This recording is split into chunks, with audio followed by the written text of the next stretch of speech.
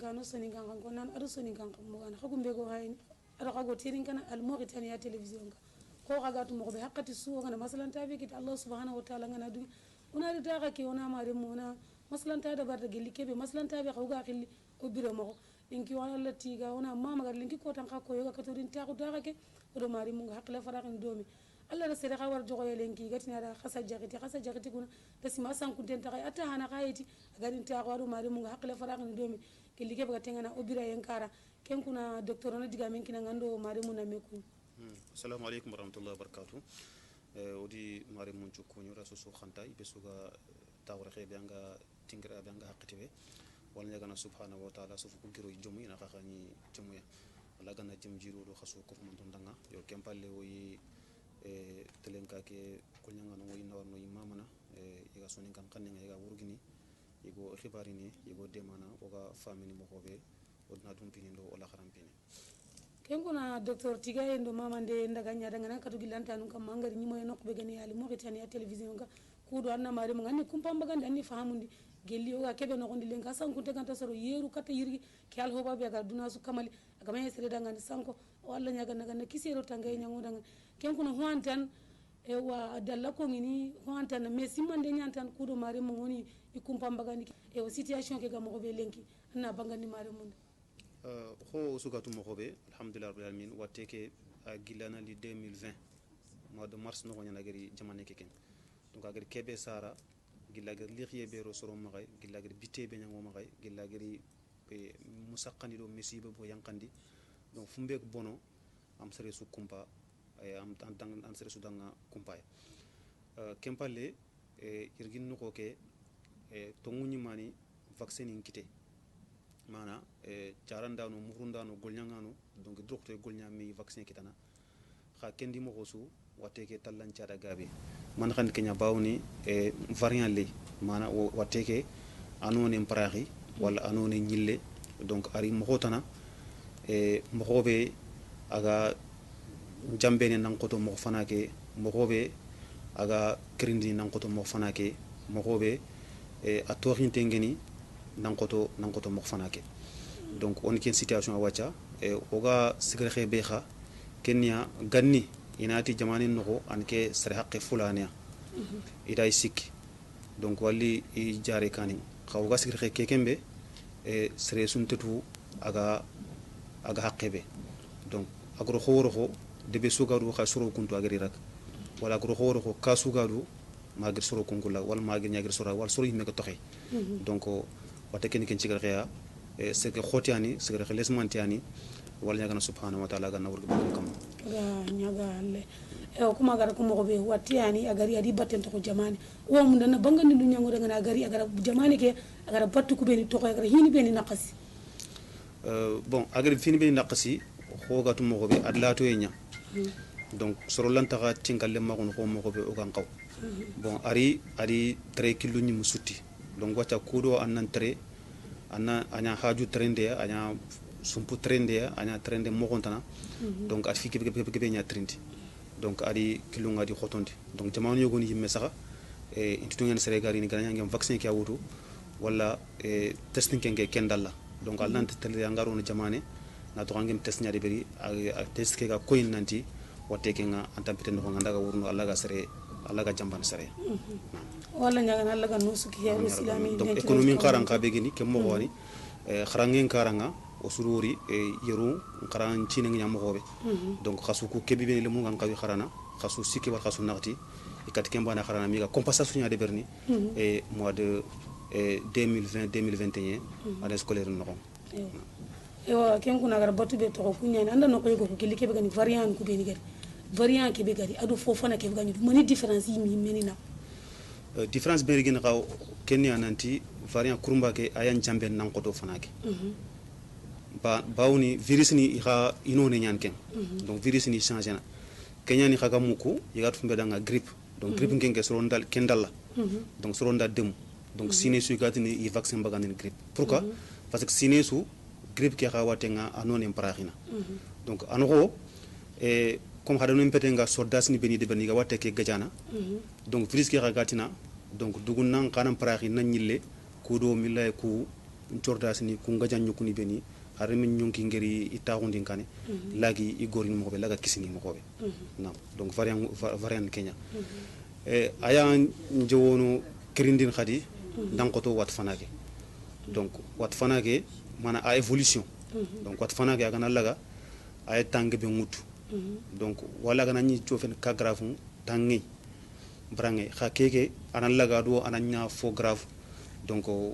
tangé bentina kam tangé bentina ewa ken kuna gari jamani ko suwatu amanya sere dangan turankal ilike ba société civile ilike be gani fanka nyimme ken mari sefe ado ke jamani ke mu khagar siga be da bari ewa yala ba isiga ke hanya kangal hala ado gar mesure ni ben wutu bon fumbe ga ko fanka ke yimme ko ga to mo be jongadi anya ko totan manya bawoni ara susu hay asu ara susu juwaya donc ada susu juwa ada susu lesma donc aduna susu raga tabane peut-être décision yogoni wuti wal mesure yogoni nya ala na kongo participer na fikita lankoton soron kam ko masalan sakani ngi tere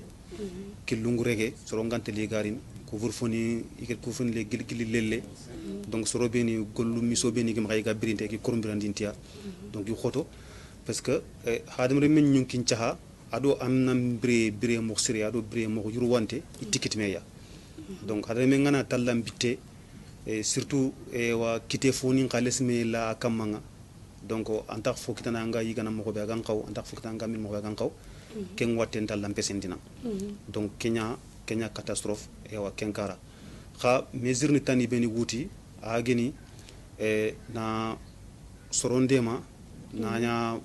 ma sorongani maskini mutu parce que maskini c'est vrai ayo protéger siri donc ay watte ki fatan sankin siri surtout kebe watte ngante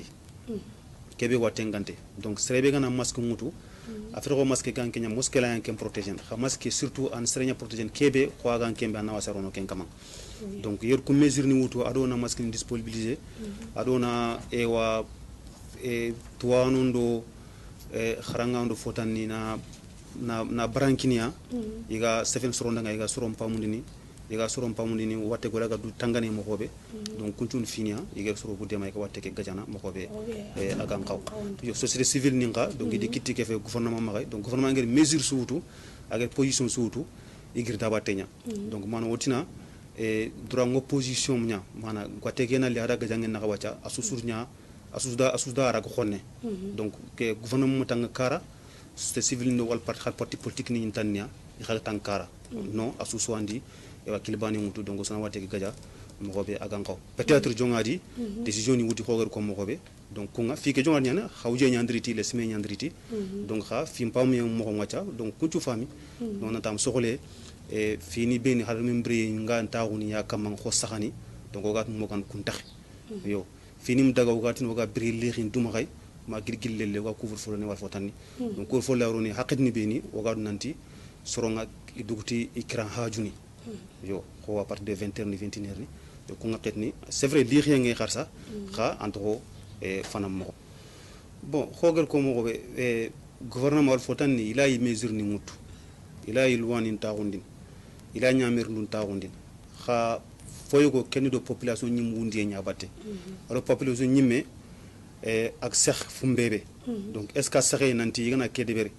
ay ifatana watte ki kitana donc est ce que sax mesure nu ben yiri ko est ce que sax yim ngana watte ken tudu donc ken fotana ken fotana donc xari jamanu beni civilian to ngeni ko france ndi fotani odwori nanti sorondi manifestation ngebenya donc sorondi gouvernement contredit donc yim d'accord ak kebe de beri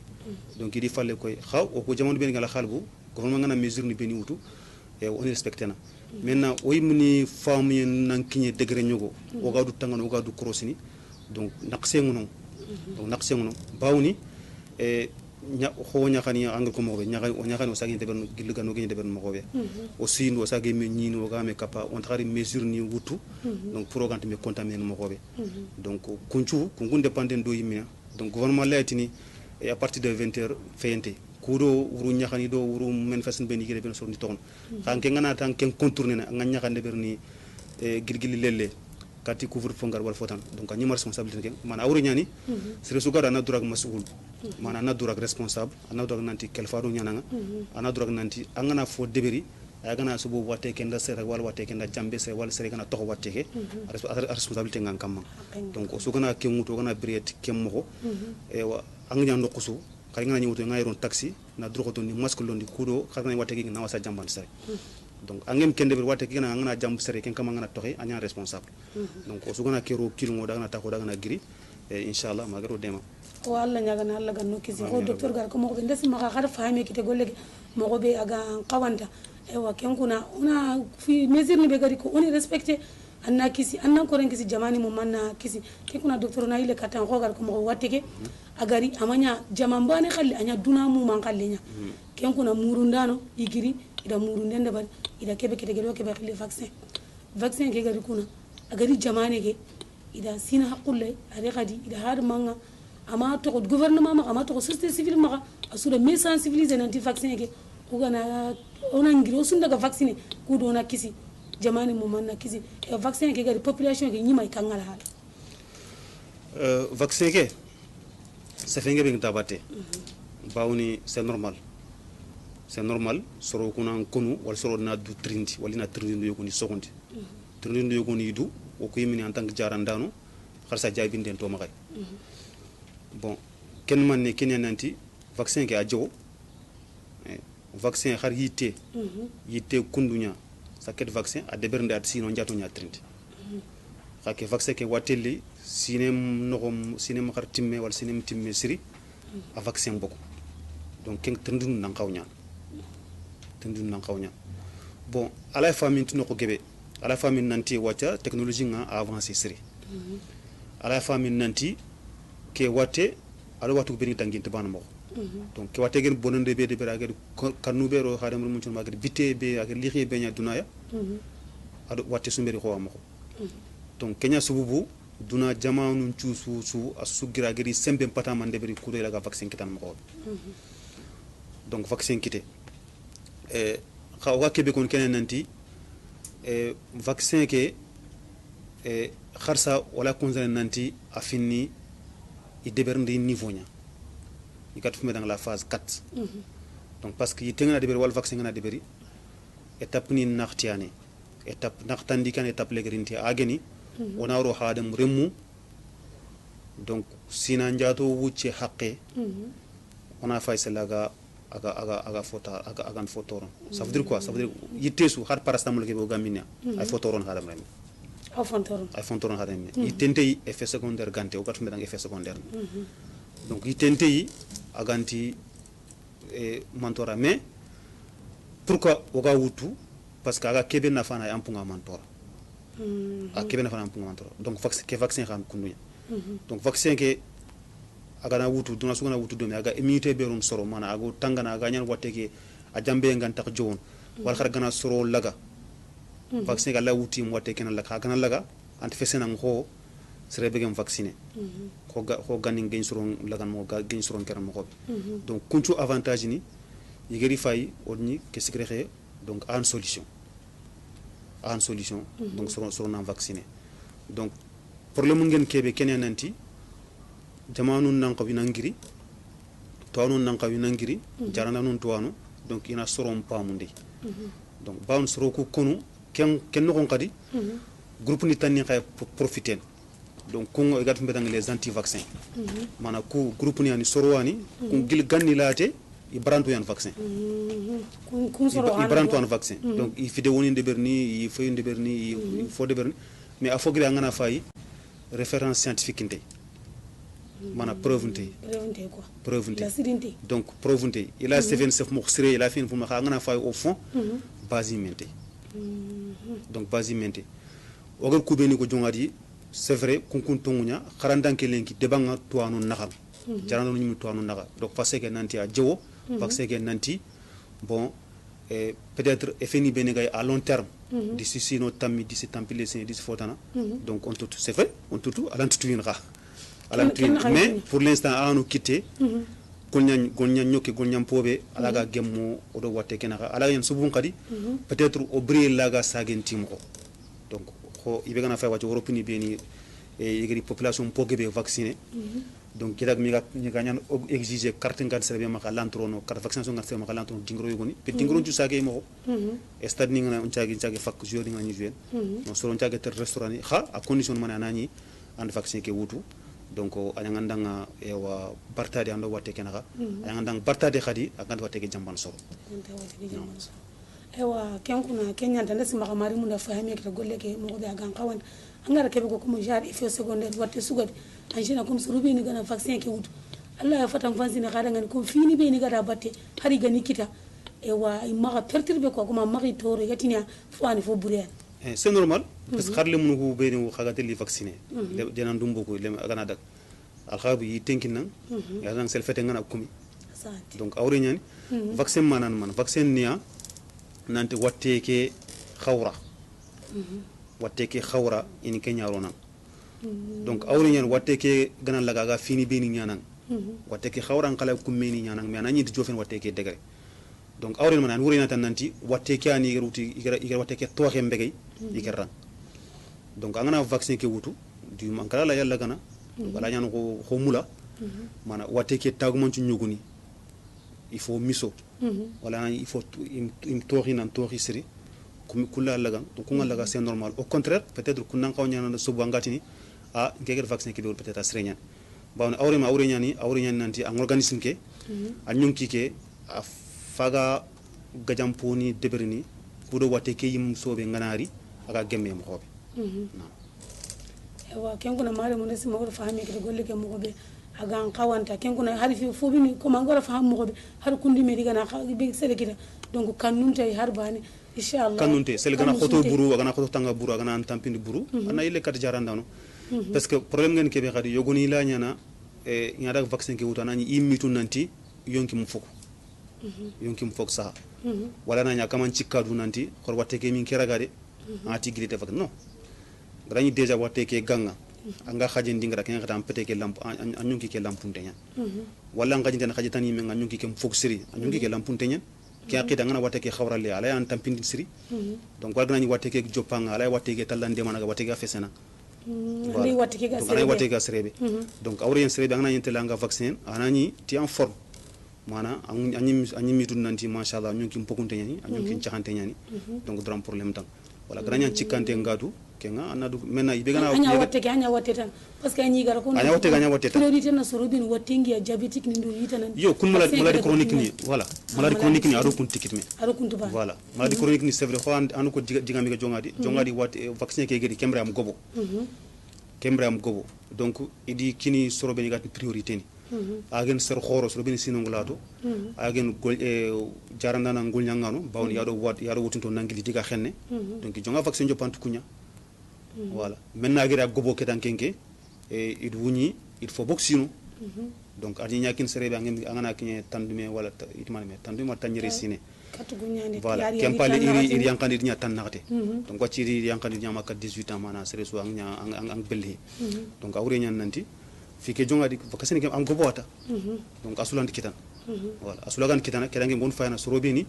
qui sont population egatu medang à risque mana sorobeni e ido watte ke gana mekita aga njona nan digia ken ser khoronya wal sorobeni ido watte ke ga idaga khindi daga gidaga khindi kiye mutunto agen jarandano donc il limité kon kempaleri et il finaliser wacha nanya peut-être presque même obligatoire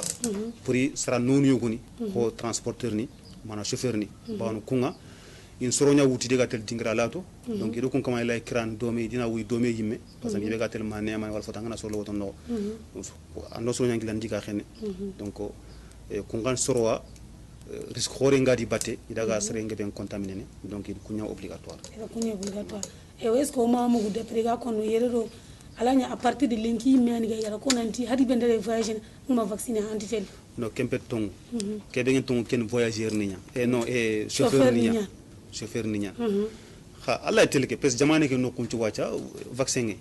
donc be gana gire wacha ngada 40 antel vacciner don nyata voilà mais ga chauffeur ni ko bendi ga soro mutu diga telle donc il obligé kunya kama na dimi kan vacciner voilà ka jamane ke no nyim kenge finalement imanya obligatoire amen to sene igara nari voilà amen to sene gale fini tangan ken kara logiquement fini tangan ken kara aywa comme angara ko mo be ken ke vaccin ke akati do bari do campagne ngami campagne ke kina xampe de bokoru nyama ida jofe develop asu muteni jamane njinye mo manchwal voilà par exemple quartier Soukadou Sebkha Wacha aya tangan sitni sikki wala nakto wala karo on exactement voilà yo girma bankera kem mo khani centre Soukadou idi sit sokono situm kendo ko ina di folla ko nyinte sere sunga daga vacciner ne se sunga daga en garantie ke muteni ngam ma vacciner mo voilà xari étranger ngana nyanga en carte de séjour ngam ma vacciner yo comme hadma nga comme vaccin ke ari soro hanu nga nyimi vaccin ke i vacciner mo ga to mo vaccin hana no beni kadi ide vaccin wutu vaccin ke deuxième dose nyanda batte yibe ganari yala ba alli amma ken deuxième dose kita hana ke bani wawa sene maga il faut ko annan daga hillandi ke wutu na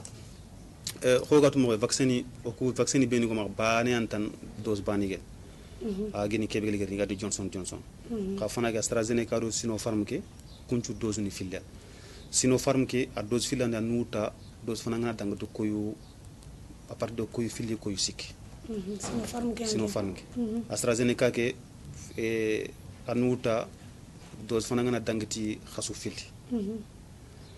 bon par exemple AstraZeneca ke ayani soronger dose fana ngutu e dose filandi mbere ngeri korakitan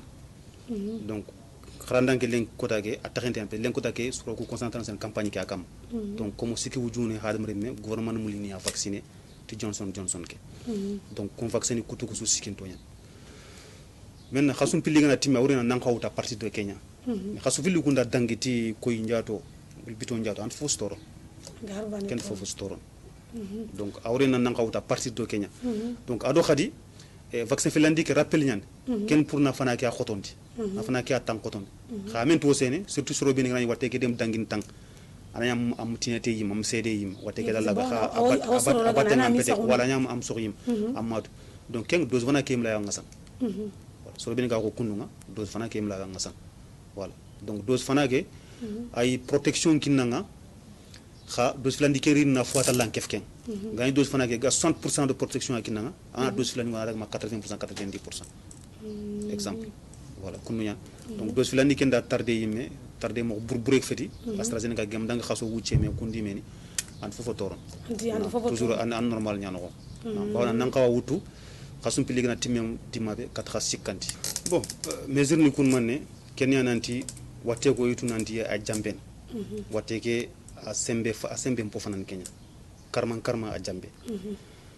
donc a jambe ngitene ando sere ngana tinko me agana trikis wala gana to donc awren sere ngana trikis wala gana to kun anam mo kontu donc anam se to kun kat sere anam se to kun kat yokebe soronga la qine a filandi Kenya na maskini londi donc maski ke ay fo gebe siron maski ngana nyanga do maski ngantang intbana maski ngana nyanga na tirguso wala ngana tohu a khempena nyimme do kha gantang ngatangan katantananga ado gana bogu ondari wala ibeni ga golnyang kaninga donc haqqet so nan kitunga anna éviter anga kitelona nyaaxe wala laqe wala nokuni ben watella ga bakti afo tanangen ke ba fo khotengen ke be kenni alhamdulillah vaccin ke be ga du wacha donc diga mburu beni ga kongin vaccin wala ko sefen nako nandi soroye kungan vaccin contre nya gil ganilate donc kunta lancha da gabe wacha iga soron talan kondini iga panique ndin ko so na vaccin ke wutu donc vaccin ke c'est vrai afini korosini no muru ndin killenya kha aga kebe sirono ampun talala aga kebe bonondin c'est très minime c'est très minime par rapport à ce qui est fait bonondi donc on a ngiri on a vacciné kati agagnan al hala dan nan kotoke bawon sergebe faga wati ga wurnu iga mulli vacciné parce que vaccin nanga se vaccin ken gad liru tan niriti donc khumay wal khumay fa la khoton nan kotoke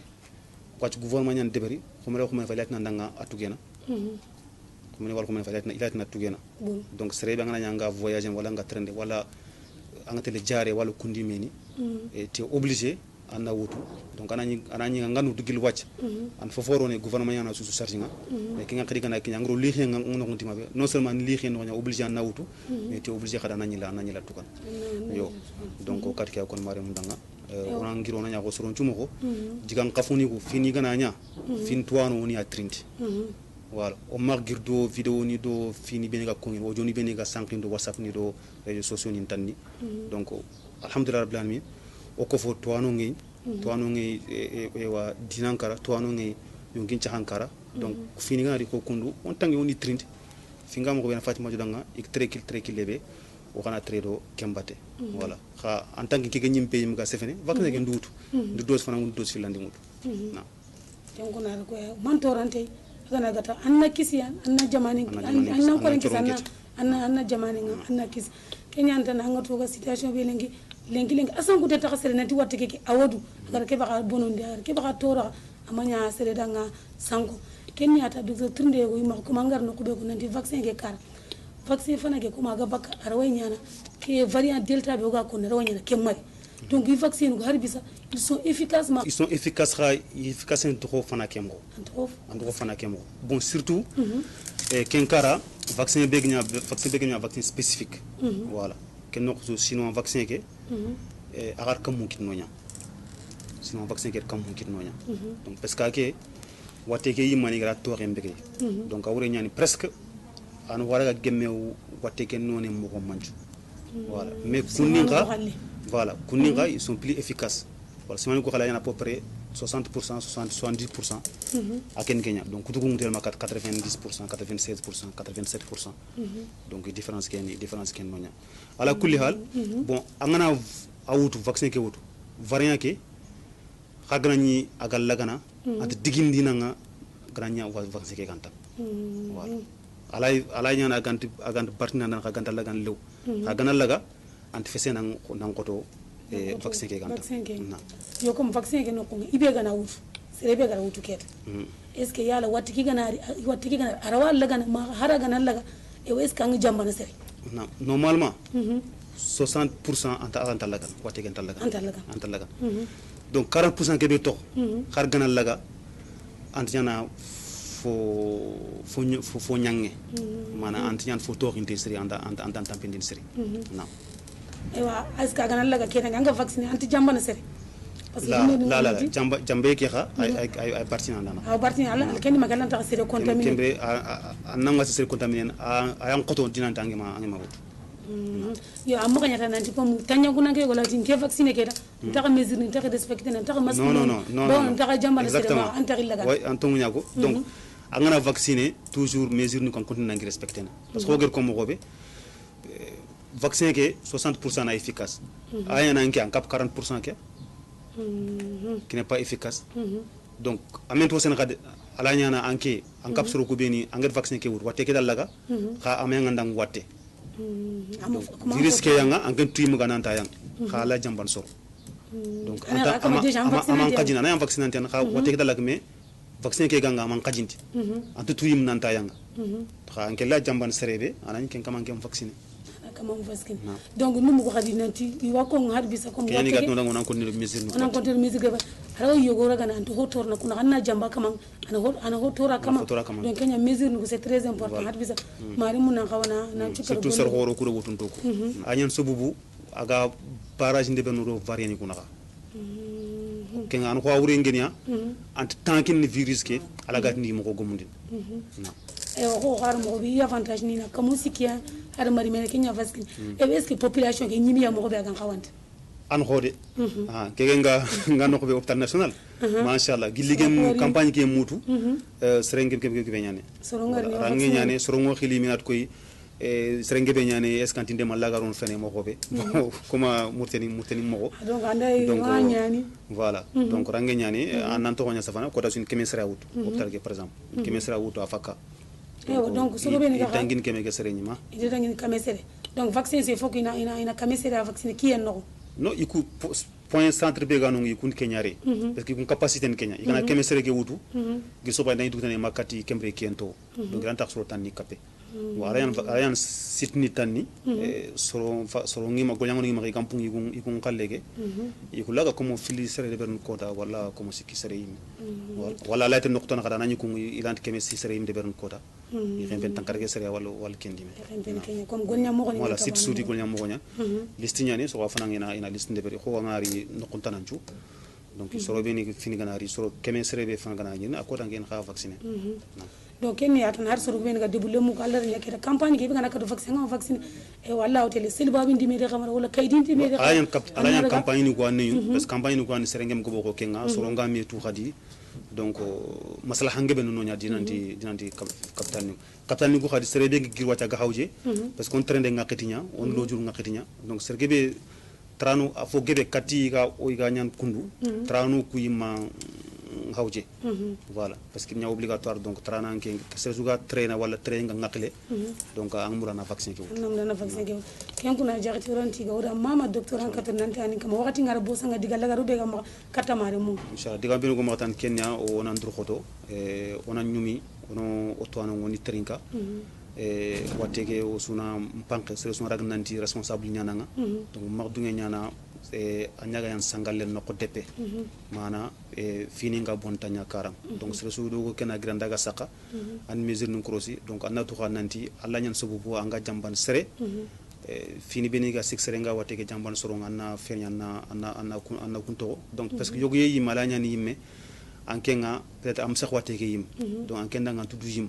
wala khar gadu ankenga ampin kunya kha anna soron tanni haqqen tanga